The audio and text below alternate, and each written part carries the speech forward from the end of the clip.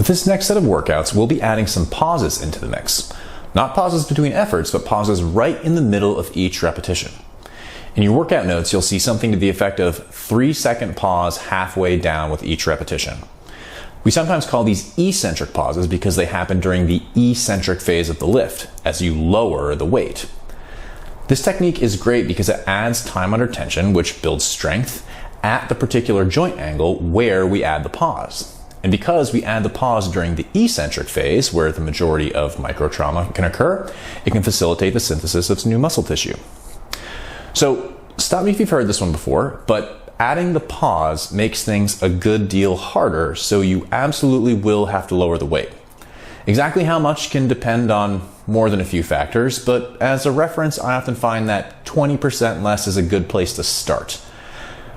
By far, the biggest fault that I see with this method is having the pause be way too short. 3 seconds doesn't sound like much, but when you're in the middle of a tough set, it can feel like a very, very long time. That's why it's quite common to first see clients performing a set with eccentric pauses and the pause lasts maybe 1 second, often less.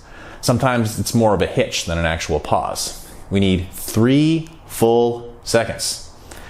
One thing you can try is to perform your sets in such a way where you can see a ticking clock in your field of view so you can reliably count 3 seconds with each single rep.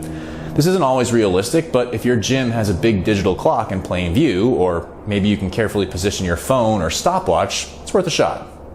So take your time with each pause and be conservative with the loading. That's the rundown on our eccentric pauses.